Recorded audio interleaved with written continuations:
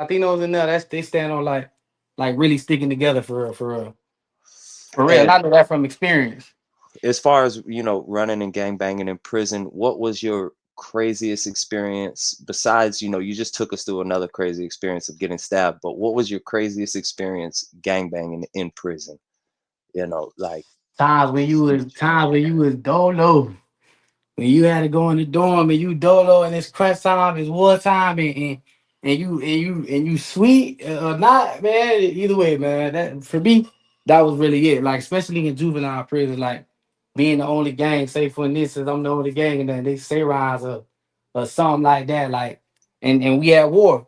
It's like you either gonna hold it down or you gonna break. I just see niggas turn jizzle before they flag, all that shit. wow. And explain what jizzle is for the audience that doesn't know. What's a jizzle? And nigga was paying that rent. Paying that rent. Paying rent, so basically paying to live. And I'm Yeah. gonna just keep it a buck. I honestly believe that Jacob Cherry was one of those people. He was Well, you paying said rent K to live. Frog was because K Yeah, Frog ran with the absolutely. Kings, right? K Frog was under the king, so that's called friendly extortion. And in the state of Florida, it's called friendly extortion. It's you cool with us, we got your back, we ain't gonna let And look nobody out. fuck with you. Yeah, but you gonna break it off. You gonna be taken care of, one or all. How Um, about other organizations like the Unforgiven? Have you ran in the white boys up in the Florida system? Hell yeah. I mean, yeah, yeah. A lot of them, bro. Yeah, I think I did 10, bro. I ran into all type of game members. and I mentioned uh on one of my streams that there was a gay gang at Holmes when I was at Holmes and at ACI. The one at ACI was called the OK Gang. Uh, and explain to the audience why you don't want to mess with one of these gang Cause members. them niggas gay and they ready to die about that shit all at the same time. And to them, everything just okay. That's like literally like, yeah. It's like it's like how you beat a nigga who don't mind being in jail with a whole bunch of other niggas and want to go to war with them and he ready to kill you just to have a bunkie just to be gay with or some shit. Like for Right. real. That's just like weird, bro. And I'm gonna push into 1090 a little bit. How did it all go down when he contacted you and he told you to address the rumors that people were alligating and stuff like that? Cause Nah, when he first heard about it, he was like, he sent me a little thing about it.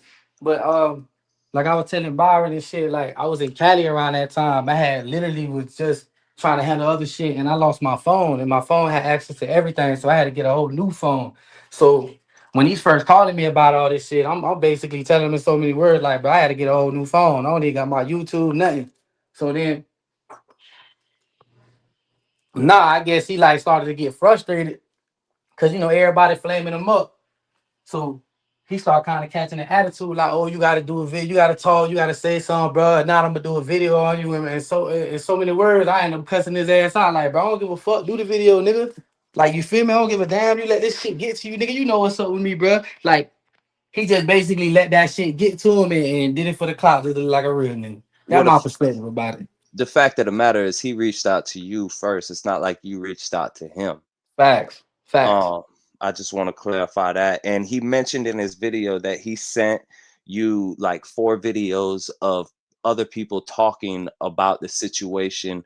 Whose videos was he sending you? Was it Unspoken Crime, Pino? Who was it? I believe it was your shit. I believe it was YouTube Street or some shit like that, I guess. And I can't really remember exactly who he had sent me, but I know one of them was you in that YouTube Street shit, I think it was. And I just want to clarify that's why we're here today, to go ahead and clean the record up and let Breezy get his words in, because we all know that Fat Boy paints narratives. Um, Facts.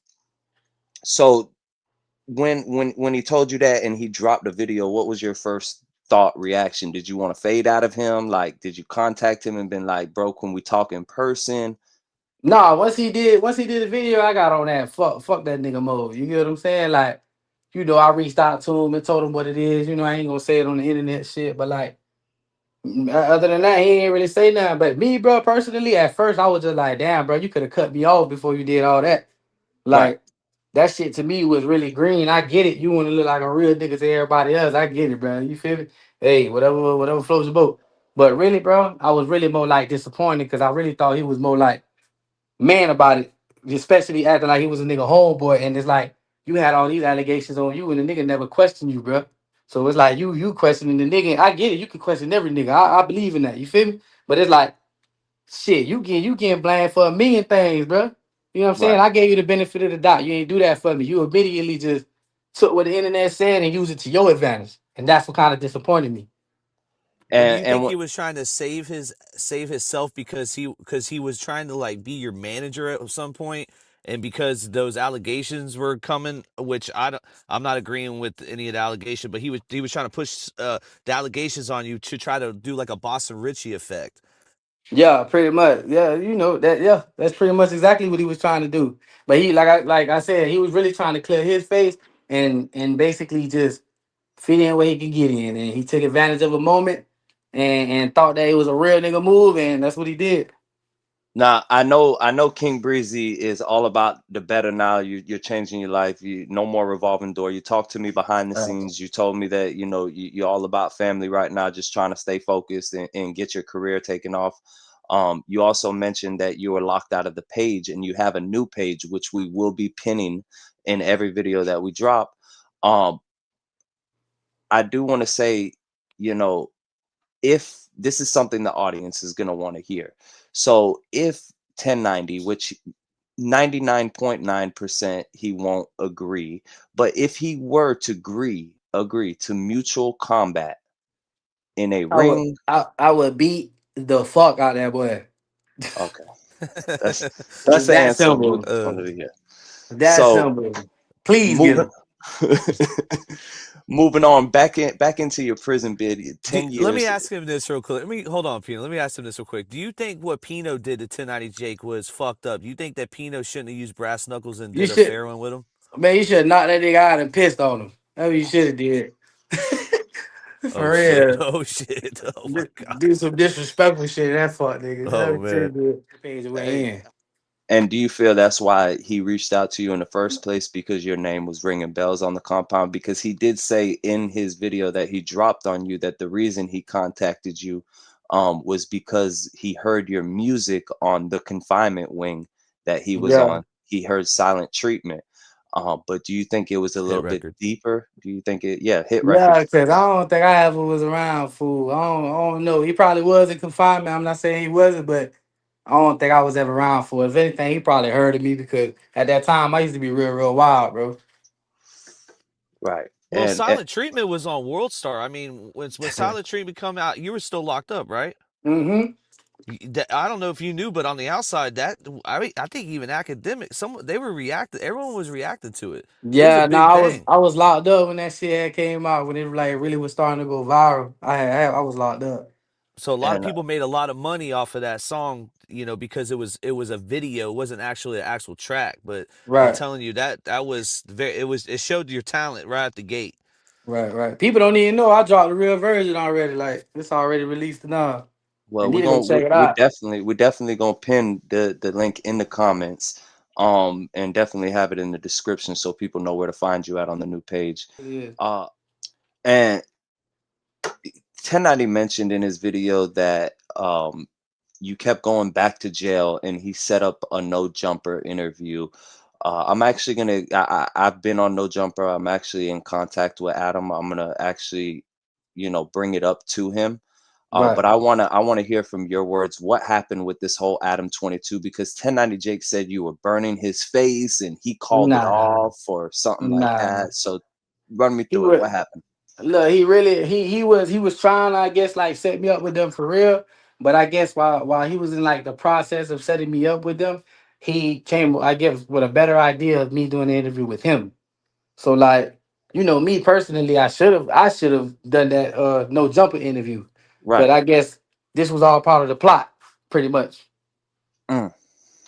That's how I And feel about it. and if Adam happens to reach out to you, would you be willing to go on No Jumper and tell your story? And of Yeah, course, yeah, of course. Of course I would.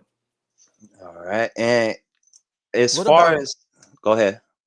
what about grievances in prison? Like, because what what Byron Blake is saying, which he's the one that brought it. He's the one that actually showed this grievance.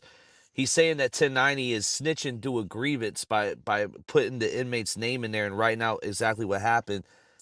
Is that normal to write a grievance? I'm a civilian asking y'all. Shit, I ain't gonna lie, I ain't never run no grievance on nobody and try to get like nobody fucked up, man.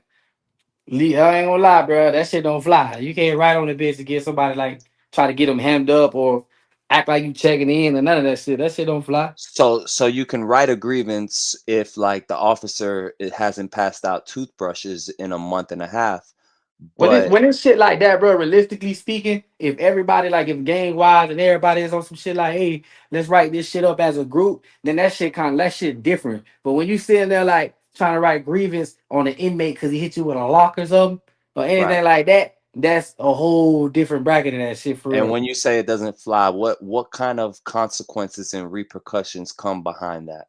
You can get poked up, you can get hit up for all that, you can get shot for all that. Just And for all and that. 'Cause at the end of when the day, you still collabing. If you want to be technical, you collabing with the police.